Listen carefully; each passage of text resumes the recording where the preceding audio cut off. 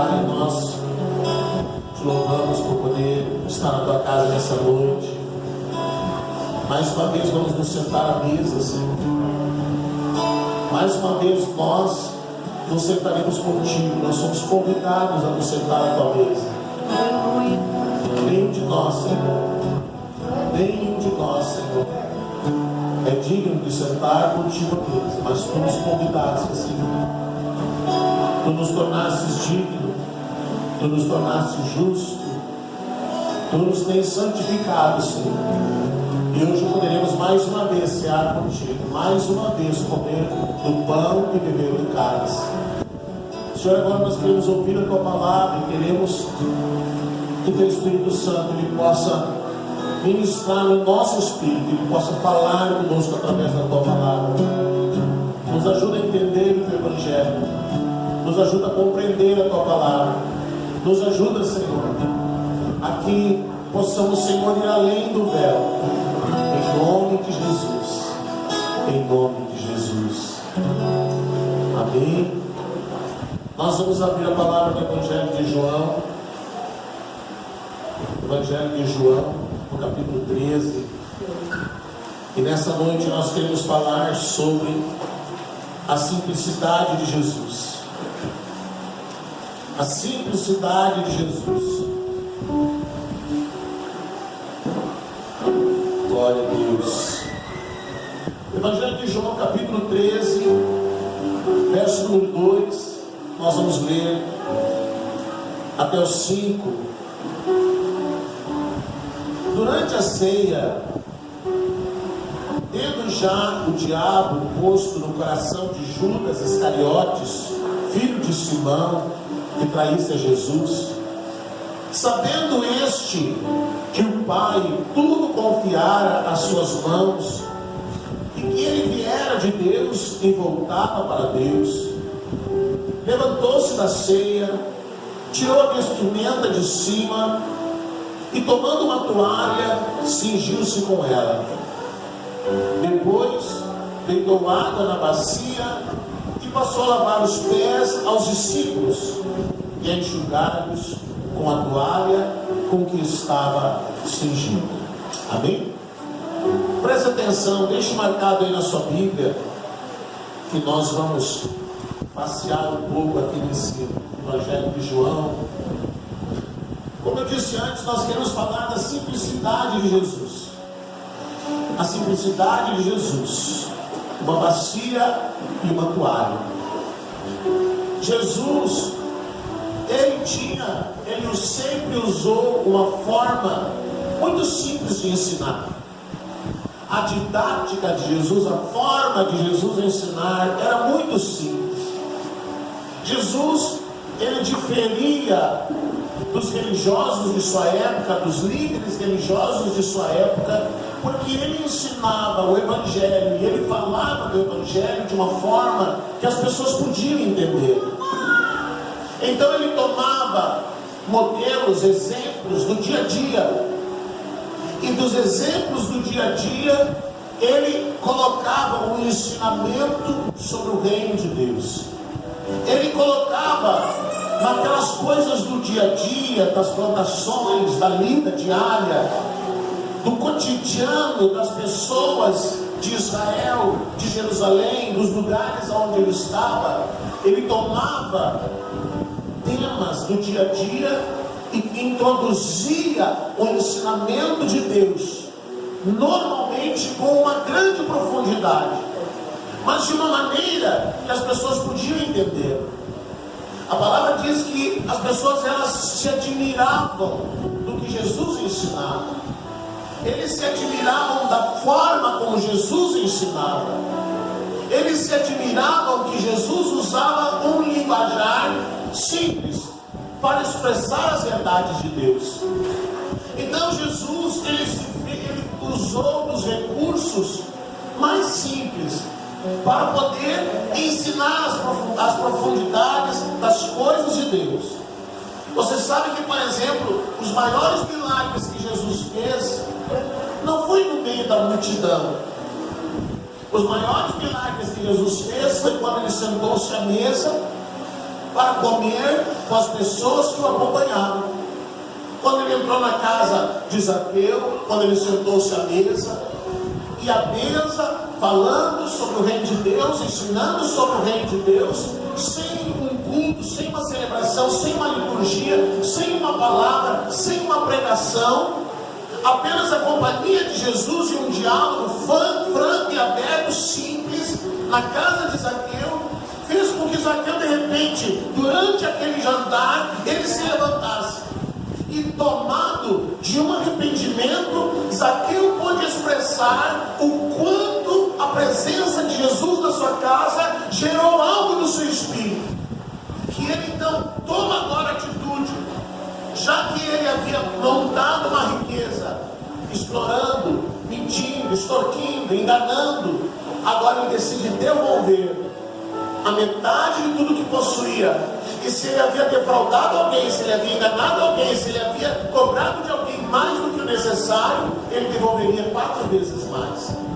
Então, os milagres de Jesus, os maiores milagres de Jesus, não são aqueles onde o coxo andou, o cego teve a sua vista aberta, onde o surdo passou a ouvir, ou quando algum outro milagre físico aconteceu. Os milagres de Jesus aconteceram quando vidas tiveram a sua conduta alterada, transformada, mudada, pelo simples fato de ouvir Jesus. Nós não podemos pensar que os milagres de Jesus são apenas aqueles onde alguém saiu pulando ou gritando, porque o verdadeiro milagre, a verdadeira ação do Espírito Santo na vida de uma pessoa não é apenas curá-lo de uma enfermidade, mas transformar o caráter de uma pessoa, mudar o caráter de uma pessoa, gerar uma nova vida no coração de uma pessoa. Esse é o verdadeiro milagre de Deus. Isto é verdadeiramente estar cheio de Deus. É quando as coisas elas começam a mudar em nossa vida. Quando acontece em nossa vida uma conversão. O que é uma conversão? Mudar de caminho, mudar de rumo, mudar de direção.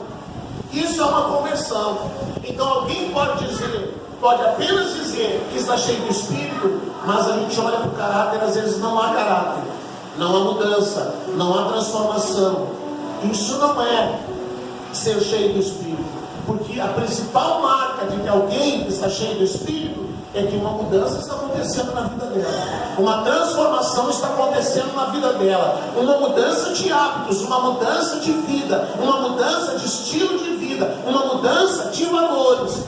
Então Jesus, ele ensinava e usava esses recursos simples para falar sobre o reino de Deus. Quando agora no livro de João, no Evangelho de João, a partir do verso 12, Jesus ele está indo a Jerusalém. E é muito interessante que ele sabe que ele vai para Jerusalém e que em Jerusalém ele vai morrer. Ele sabe que em Jerusalém ele vai morrer. E ele no caminho está conversando com os discípulos. E ele está dizendo: importa que o Filho do Homem ele seja preso, ele seja entregue, ele seja crucificado, ele volta no terceiro dia, ele ressuscite. Jesus está ensinando essas coisas no caminho para Jerusalém. Só que no caminho para Jerusalém, enquanto Jesus está à frente, conduzindo os seus discípulos, eles estão mais atrás. E a discussão dos discípulos não tinha nada a ver com o que Jesus estava falando.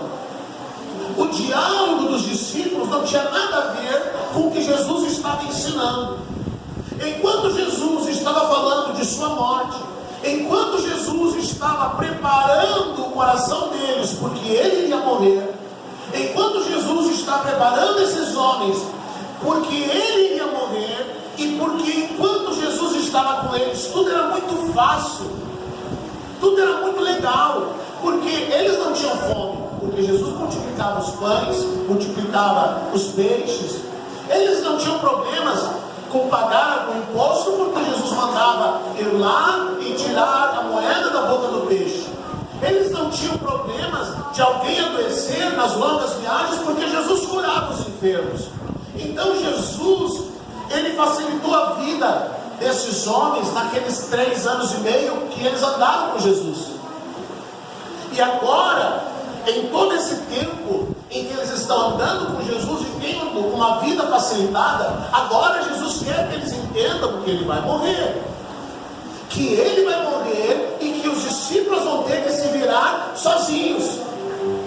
E enquanto Jesus, ele quer ensinar para eles sobre isso, os discípulos estão atrás tendo uma outra discussão. E a discussão dos discípulos não era nada, como diz, nada evangélica. Eles estavam discutindo quem era o maior. Quem era o maior? Quem era o mais poderoso? Quem é o que operava mais milagres? Quem é o que alimentou mais pessoas na distribuição do alimento? Quem fez mais isso? Quem fez mais aquilo? Essa era a discussão dele. Aí você imagina o quadro dessa viagem. Jesus está à frente, falando sobre a sua morte, tentando preparar o coração deles, mas eles estão atrás naquela discussão. Eu sou maior. Não, mas eu sou. Não, porque você viu que eu olhei lá e o demônio saltou na hora e eu falei para o demônio e ele me obedeceu. Não, mas você não viu, porque eu olhei e o paralítico de não sei quantos anos saiu caminhando. Ah, mas você não viu o que eu fiz, eu andei sobre as águas. Não, mas se eu fiz tal coisa. Ah, mas se eu fiz outra coisa. Então cada um queria mostrar as suas habilidades e falar das suas habilidades e queria saber qual deles seria elogiado por Jesus. E isso nos faz pensar que quem são as pessoas que andam com a gente? Quem são as pessoas que andam com a gente? Porque Jesus, eles estão junto com Jesus, eles estão na mesma estrada com Jesus, mas eles não estão com o mesmo propósito. Eles estão numa outra discussão, uma discussão à parte.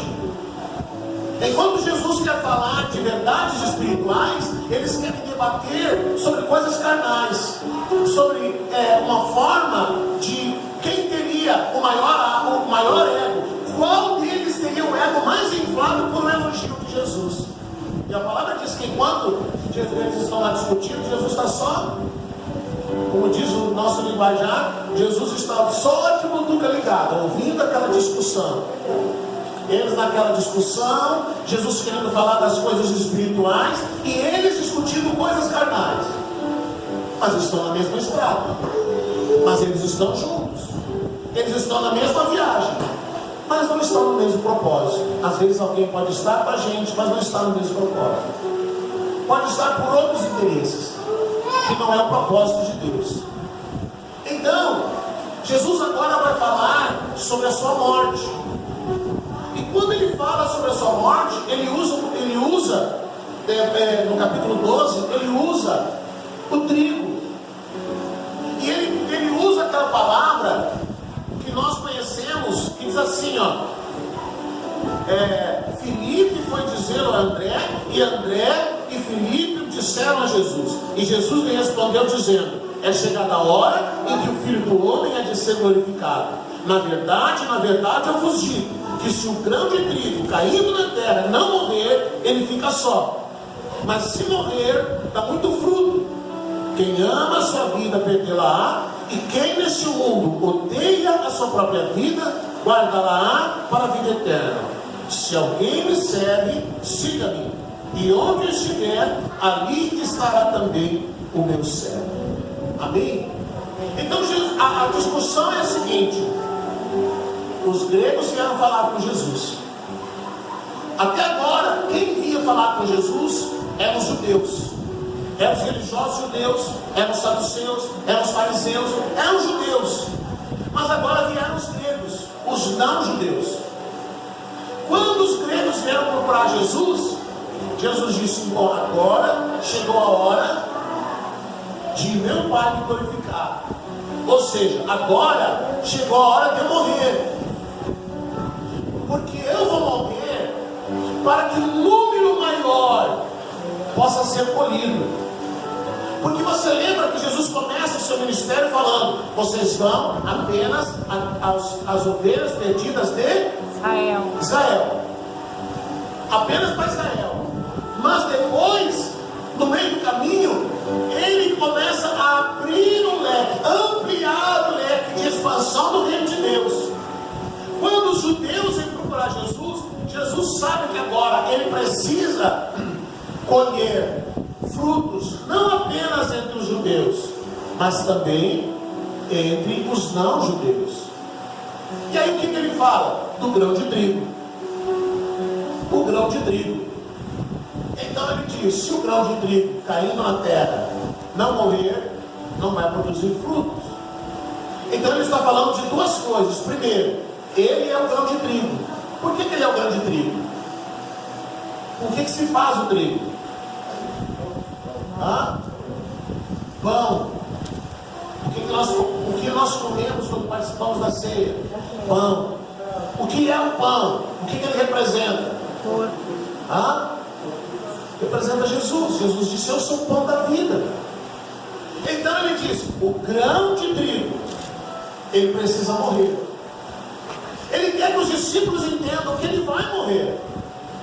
Ele quer que os discípulos compreendam que ele vai morrer. Então ele fala do grão de trigo. O grão de trigo vai morrer. Ele precisa morrer, porque se ele não morrer, ele não vai produzir. Se ele morrer, um único grão vai produzir muitos frutos. Não é assim? Você já viu um grão de trigo? Você já viu um trigo? Um ramo de trigo? Quem não conhece? Ninguém conhece, ninguém não conhece, porque ninguém levantou a mão. Então não sei se conhece ou não conhece. Mas um único grão de trigo, ele produz muitos frutos, porque um único ramo dá muitas sementes. Então Jesus disse: eu preciso morrer para que eu possa produzir muitos frutos. E ao mesmo tempo ele está falando como deve ser a nossa vida. Ele está ao mesmo tempo falando como deve ser a nossa vida. Ele está dizendo: você quer produzir frutos? Você precisa morrer. A tua vontade precisa morrer, para que você possa produzir frutos. E ele vai falando. Aí chegamos ao capítulo 13. No capítulo 13 ele vai para a ceia. Porque a palavra diz assim, que ele manda os discípulos, quando eles chegam em Jerusalém, ele diz assim: vocês vão em tal casa, em tal lugar, e lá procurem tal homem e diga: o mestre mandou você preparar tudo para a ceia. Então eles vão para a casa deste homem. E eles chegam para participar da ceia. E provavelmente aconteceram duas ceias: a ceia da Páscoa e mais uma outra ceia. Então a palavra diz que no meio daquela celebração, provavelmente antes de participar da ceia, qual era o costume naquele tempo? Havia um escravo, havia um serviçal, que quando os convidados chegavam, o que ele fazia? Lavava os pés dos convidados, para que eles pudessem sentar-se à mesa. Porque eles andavam, faziam longas caminhadas, então os pés vinham sujos.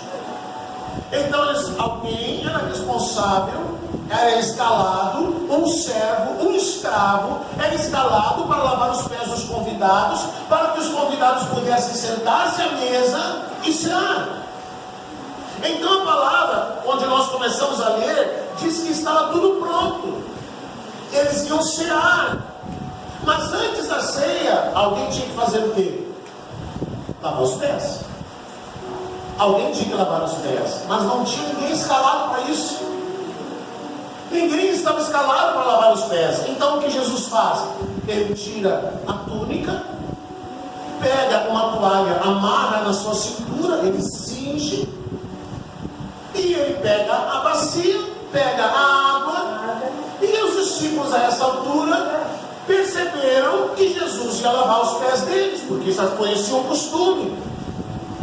E esses homens ficaram tão chocados que nenhum deles disse para o Senhor: não, Senhor, deixa que eu faça isso. Nenhum deles, nem João, nem Pedro, nem Tiago, nem Pedro, nada, nenhum deles disse: não, Senhor, deixa que eu faça isso.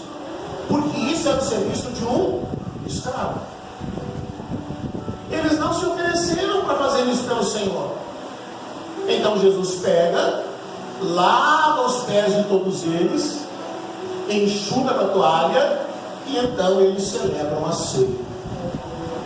O que Jesus quer ensinar com isso?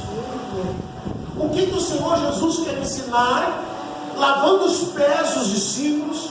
O que Ele quer ensinar? Porque depois dessa ceia, o que acontece? que acontece depois da ceia? Você não sabe? Era noite de Páscoa. Ele vai ser preso. É o último encontro que ele tem com os discípulos. É a última vez antes de ser preso. É a última oportunidade que ele tem de ensinar para eles alguma coisa importante. Porque depois disso eles vão para o jardim do Getsemane. Lá Jesus vai ser preso. E depois ele já vai ser crucificado. É a última oportunidade de ensinar alguma coisa para os discípulos. E no coração de Jesus está a conversa da viagem. Quem é o maior? Quem é o maior? Então agora, Jesus quer ensinar para esses homens quem é o maior no reino de Deus. Jesus quer que esses homens entendam quem é o maior. Então ele lava os pés dos discípulos. Eles ficam perdidos naquela situação, eles ficam embasbacados. Pedro, bocudo como sempre, Pedro diz: não, Senhor, o Senhor não vai lavar meu pé. E aí Jesus diz: se eu não lavar o teu pé, você não é mais meu discípulo. Aí Pedro, como sempre exagerado, sombrio, ele diz assim: então pode lavar o corpo inteiro. Lava o corpo inteiro, Senhor. E aí Jesus diz: não, quem já se banhou não precisa novamente ser lavado. Vocês vão lavar só os pés. Nós vamos entender o que Jesus está falando aqui. Nós vamos mergulhar nesse quadro onde Jesus, na sua simplicidade, quer ensinar coisas importantes sobre o reino de Deus. Então ele termina de lavar os pés dos discípulos, eles sentam, participam da ceia. Judas está junto. Provavelmente, dizem os historiadores, Judas foi o primeiro que Jesus lavou os pés. Eles celebram a ceia, Judas celebra a ceia, e durante a ceia, Jesus diz para Judas: o que você tem que fazer, faça. E aí, depois de ter celebrado a ceia, olha só, depois de ter participado da ceia com o Senhor, depois que Jesus serviu a ceia para Judas, Judas sai para vender Jesus. Quem é que anda com a gente? É um grupo muito seleto. Aí as pessoas dizem: mas quem traiu Jesus, quem fez não sei o que com Jesus, foram os religiosos. Quem traiu Jesus? Foram os religiosos? Quem traiu Jesus? Foi alguém próximo do reino, que está lá e traiu Jesus. Mas o que ele quer ensinar com isso? Então nós vamos ver sobre isso. O que Jesus quer ensinar quando ele celebra essa ceia, tudo que ele fala, tudo que ele ensina, cada coisa que Jesus fez, irmãos, ele não fez por acaso. Tudo que Jesus fez não é por acaso. Todas as coisas que Deus faz na nossa vida, irmãos, não é por acaso. Não é por acaso. Não é uma coincidência. Não é por acaso. Não é por acaso que Jesus ia ser preso, ia morrer na Páscoa. Não é por acaso que Jesus ia ser crucificado naquele final de semana. Não é por acaso que tudo isso aconteceu e que muitas situações da vida de Jesus estão relacionadas sobre as festas judaicas. E talvez um dia a gente precisa ver sobre isso, a relação entre a vida de Jesus e as festas judaicas. Jesus vem e ele vai ser morto na Páscoa. O Espírito Santo, quando vem, ele vem no dia de Pentecostes. Pentecostes é colheita. Então existe uma relação muito grande entre as festas judaicas e a vida de Jesus e as coisas da igreja. E a gente precisa olhar isso uma hora. Mas, então, o que Jesus quer ensinar? O que Jesus quer falar? Vamos lá. No verso número 3, sabendo este que o Pai tudo confiara às suas mãos, e que ele viera de Deus e que voltava para Deus. Então vemos aqui primeiro, presta atenção. Jesus sabia e depois Jesus fez. Jesus sabia e depois Jesus fez. Jesus quer nos ensinar que no reino de Deus não basta saber, não basta conhecer a palavra, não basta ficar citando a palavra, se não houver realidade, se não houver prática, se não houver uma aplicação no nosso dia a dia. Não adianta saber e não fazer. Não adianta saber e não praticar. Não adianta citar e não viver. Não adianta a pessoa ser um computador, ser um conhecedor, ser alguém que conhece a palavra e que fica discutindo teologia, mas que não pratica a palavra. Então Jesus sabia e depois ele fez. Jesus sabia e depois ele fez. Mas o verso 3 também nos diz: sabendo este que o Pai tudo confiara nas suas mãos. O que é esse tudo que o Pai entregou nas mãos de Jesus? Tudo o quê? Jesus não tinha uma casa para ficar. Quando João foi perguntar: onde é que o senhor mora? Aonde que o senhor vive? Onde é a tua casa? Jesus disse: olha, os leões têm a sua cova, não sei o que tem o seu ninho, mas o filho do homem não tem nem onde reclinar a cabeça. Ou seja, não tem lugar certo para ficar. Eu estou aqui, amanhã eu estou ali, eu vou para lá, eu vou para cá. O que é esse tudo que Jesus disse? Eu sei que o Pai entregou tudo nas minhas mãos. Então nós vamos ver o que é esse tudo. João 17. João 17, verso 6. Não era recursos, não era bens, não eram valores, não eram coisas. O tudo que Deus entregou para Jesus eram os discípulos. Eu os dei, e aqueles que o Senhor me deu, de ninguém os tirará da minha mão. O Senhor me deu e ninguém vai tirar das minhas mãos.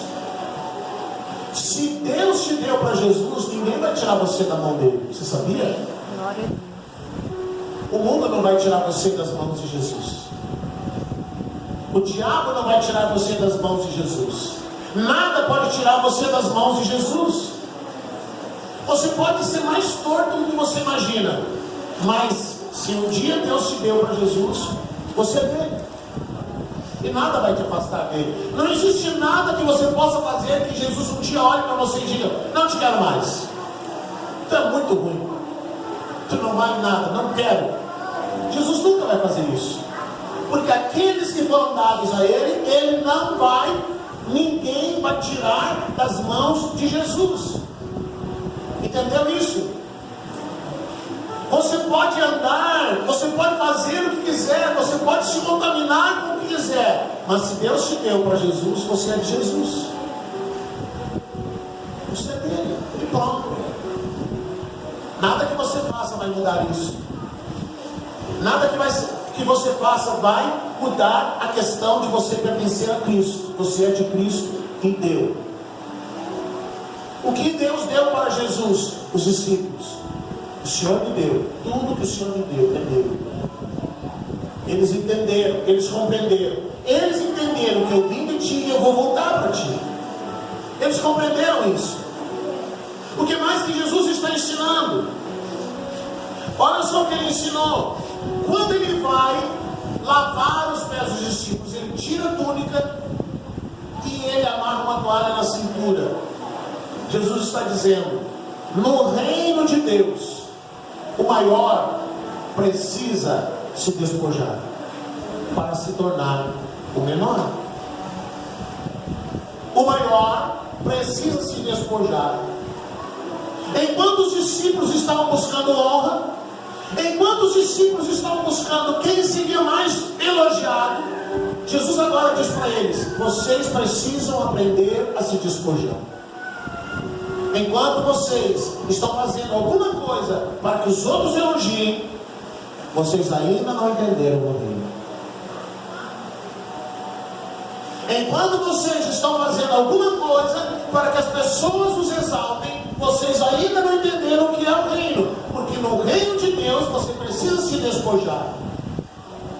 Você precisa abrir mão. Você precisa descer um pouco. Você não precisa se preocupar se as pessoas vão te elogiar. Você não precisa se preocupar se as pessoas vão dizer alguma coisa sobre o que você faz. Você lembra que quando Jesus falou da oração, ele diz assim, ó, não façam como os fariseus hipócritas que vão para as praças e fazem o quê? Ora em voz alta. Vão para os cantos das praças e oram em voz alta. E aí Jesus diz, na verdade, eles receberam o seu galardão. O que eles receberam como galardão? A honra dos homens. Por isso que às vezes eu digo, queridos, as pessoas querem mostrar que são religiosas e elas acham que se eu chegar aqui 5 minutos antes do culto e dobrar o joelho e orar ali, todo mundo vai ver que ele dobra o joelho, que aqueles 5 minutos de oração vai mostrar que ele é santo. E pode não ser, às vezes eu brinco, talvez está recitando uma receita de bolo, está falando de alguma outra coisa, sabe lá o que está fazendo. Mas o que vai demonstrar a sua santidade, o seu nível de intimidade com Deus, não é ele dobrar o joelho aqui, um pouquinho antes de iniciar o culto. Então Jesus diz assim, vocês não façam isso. Quando vocês orarem, façam o quê? Entra no teu quarto, fecha a tua porta, e o que você orar em secreto, então o teu pai vai te responder publicamente. Então o que as pessoas fazem? Agora eu estou indo orar no monte, saindo agora para orar no monte. Na hora de secreto? Não, vou começar agora 50 dias de jejum. Aí põe lá na rede social. Vou orar na madrugada, mande o seu nome que eu vou orar por você. Aí a pessoa manda o nome de toda a família, mas ela não levanta para orar junto na madrugada. O que essa pessoa está fazendo? Ela está expondo algo que Jesus disse que não é para expor. Então essa pessoa já recebeu a sua recompensa. Por quê? Porque vai ter 500 lá vão dizer, ai, profeta, santo, ungido, é isso aí. Jesus disse, não faça isso. Se você quer que Deus, o Pai, te recompense publicamente, ora no secreto, não precisa ninguém saber. Ninguém precisa saber que você está jejuando, não precisa ninguém saber que você está fazendo isso, está fazendo aquilo, está fazendo aquele outro. Ninguém precisa saber nada. Faça em secreto, e daí então Deus, o Pai, vai te recompensar publicamente. Então Jesus, ele está dizendo que no reino você tem que aprender a se despojar. E não abre mão desse negócio de querer elogio, de querer não sei o quê, de querer que as pessoas te exaltem, que as pessoas, é o cara. A gente não é nada. E se alguma coisa Deus nos dá graça de fazer, é porque é pela graça de Deus mesmo, é pela misericórdia dele. A segunda coisa que Jesus está ensinando, no reino de Deus a gente precisa ser humilde, porque ele se dispôs a fazer o trabalho de um escravo. Ele se dispôs a fazer o trabalho de um escravo. Às vezes alguém diz assim, mas eu sou levita. Você é levita? Eu sou levita na casa do Senhor. Você vem varrer a igreja? Você vem limpar o banheiro? Você vem roçar aqui na volta do pátio?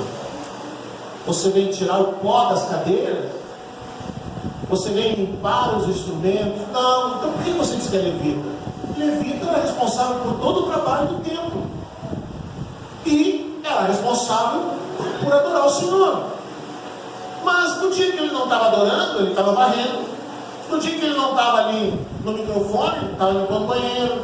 Todo dia ele tinha uma tarefa. Aí esse era o levita. Mas as pessoas dizem, eu sou levita. Mas é levita só que voltar. Aí você chama para varrer a igreja. Não, mas eu canto. Mas eu sou pastor, eu vou varrer a igreja, eu sou pastor. E eu vou limpar a igreja, nós viemos aqui instalar os ventiladores ontem, e aí descansamos, e vocês já vão uma limpada. Viemos, limpamos, organizamos tudo. Ai, a pastora, a gente tem mão também, a gente não vai cair as mãos. Então Jesus, ele está dizendo, no reino de Deus, querido, você tem que aprender a ser humilde. E não confunda humilde com pobre. Porque as pessoas dizem assim, o fulano é tão humilde, mas ele quer dizer assim, o fulano é pobre. Ele não quer dizer que é humilde, quer dizer que é pobre. Fulano é tão humilde, não quer dizer que a pessoa é humilde, quer dizer que a pessoa é pobre. Porque humildade não é condição social. Humildade não é condição social. Uma pessoa pode ser humilde e ter recursos, e ela pode ser pobre e orgulhosa. Você entendeu? Uma pessoa pode ter recursos e ser humilde, ser simples no seu trato, na sua maneira de tratar com as pessoas, e ela pode ser pobre e orgulhosa,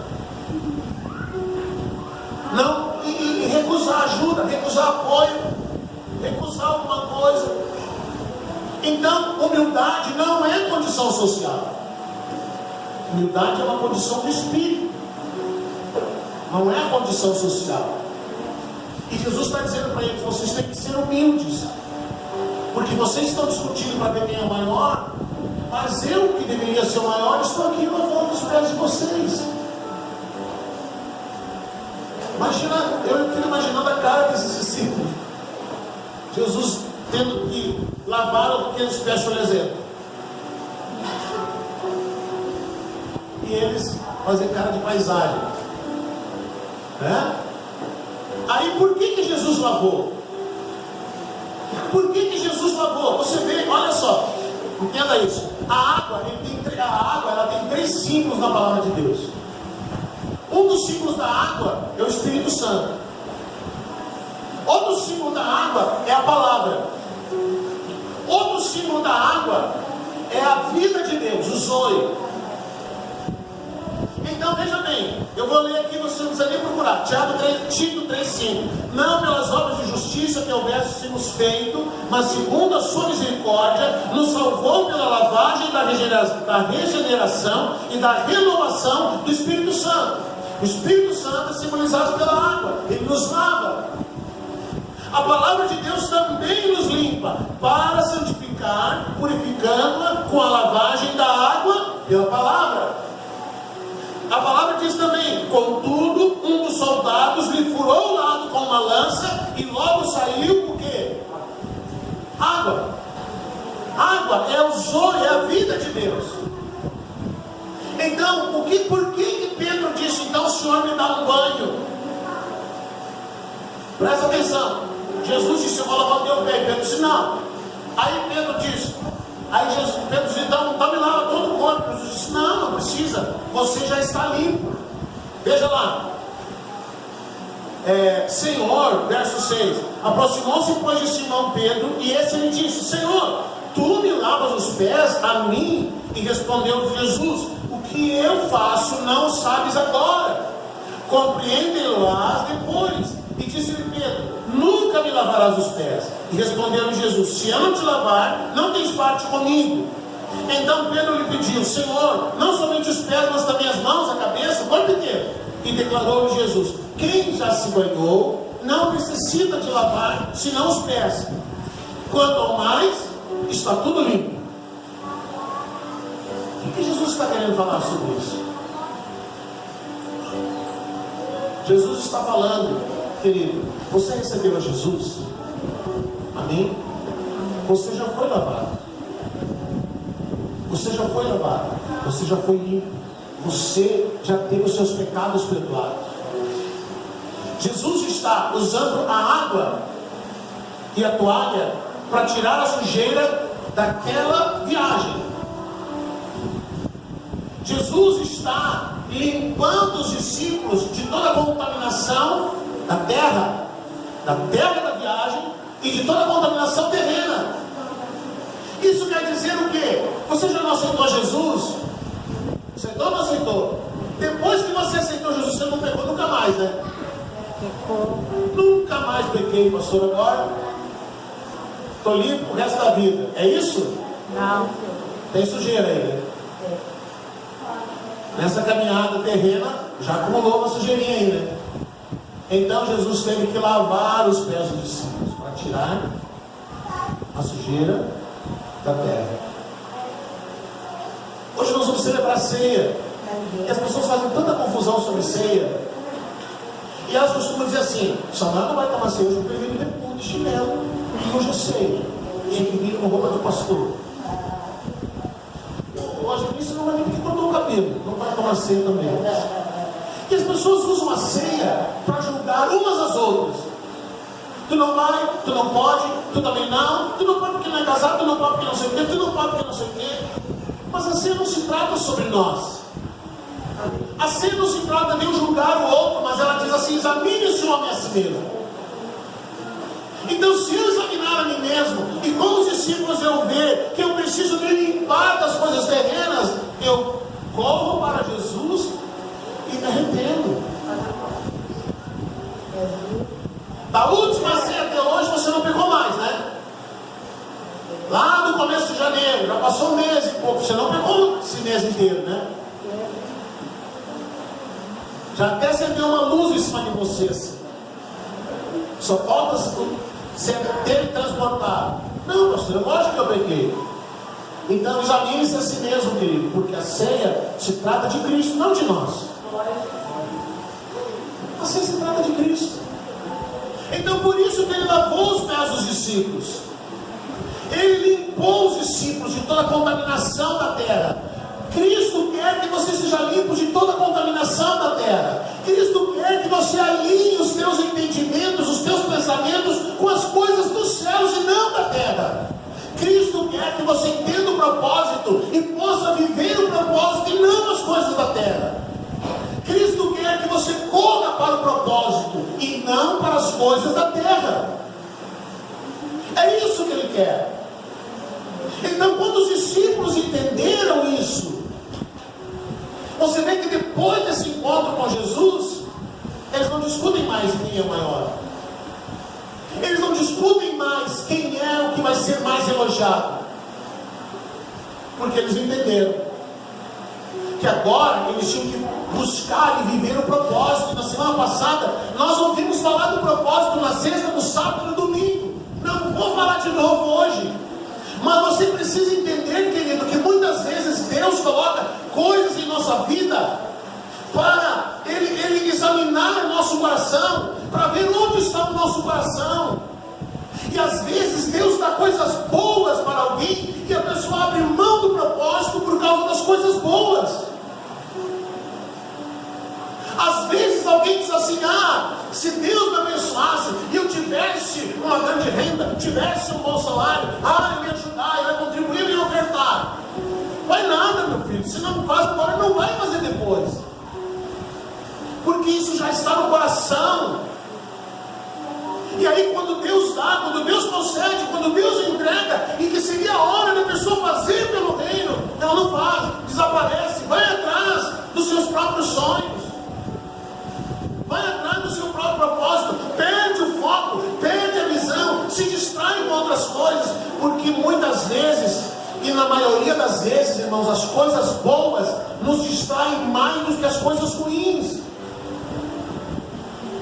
Porque às vezes quando a coisa está ruim, a pessoa acha o caminho do templo, a pessoa acha o caminho para Deus, a pessoa sabe buscar o Senhor. Mas quando a coisa está boa, quando o dinheiro está no bolso, quando ninguém está doente, quando tudo está dando certo, é fácil da pessoa esquecer de Deus. É ligeiro. Se diz que os aplausos fazem com que mais profetas se percam do que a perseguição. Os elogios fazem com que mais pessoas se percam do que as lutas e as dificuldades. Então, se Deus aliviou a situação para você, que as coisas estão boas na sua vida, não se distraia com as coisas boas da vida e se afaste dele.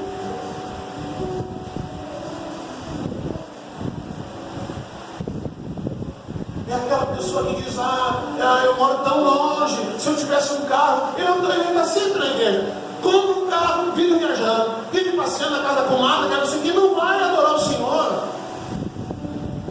Não vai. Porque as coisas boas o distraíram. Eu lembro de uma senhora, ela andava quilômetros para vir à casa de Deus. Podia ser chuva, podia ser sol, podia ser o tempo que fosse. E ela vivia dizendo, eu estou orando, Deus me dê a graça de morar perto da igreja. Que coisa, é tão difícil, eu venho com dificuldade. E lá mais tempo, menos tempo, a patroa comprou uma casa e deu para ela assim, uma quarta da igreja. A mulher se mudou num dia, subiu a mulher. Aí fui lá, oi meu Deus, pastor, que coisa boa morar perto da igreja. Eu não preciso nem sair de casa, eu me sento aqui e eu escuto de casa. As coisas boas distraem as pessoas. Elas se distraem com facilidade. As coisas boas nos distraem. Então Jesus precisava alinhar o pensamento daqueles homens. Eles precisavam entender, queridos, que o reino de Deus é outra conversa. Que ser evangélico não custa nada. Ser crente não custa nada. Qualquer um pode ser. Agora, andar no reino não é para qualquer um. Tem que ser muito homem, muita mulher para viver o reino de Deus. Tem que ter muita certeza de propósito, tem que ter muita convicção do que Deus falou, para ela se sujeitar a viver o que Deus quer que ela viva. Porque se não for assim, ela vai se distrair e vai abrir mão. Ela vai dizer, mas eu gosto tanto do Senhor. Eu gosto tanto da pastora. Mas não é isso que eu quero. Então Jesus, ele fez isso, tirou aquela sujeira da terra, alinhou o pensamento dos homens, e por fim, Jesus fez isso para que houvesse uma comunhão sadia entre eles, para que eles parassem com aquela disputa entre eles, para que eles parassem com aquela discussão boba de quem era maior, de quem era o mais forte espiritualmente, mais poderoso, quem é que atraía mais multidões. Jesus queria que houvesse entre eles uma comunhão sadia. Jesus queria que eles entendessem que não importava as habilidades que eles tinham, não importava. Para Jesus não importa, queridos, se olhos enfermos são curados.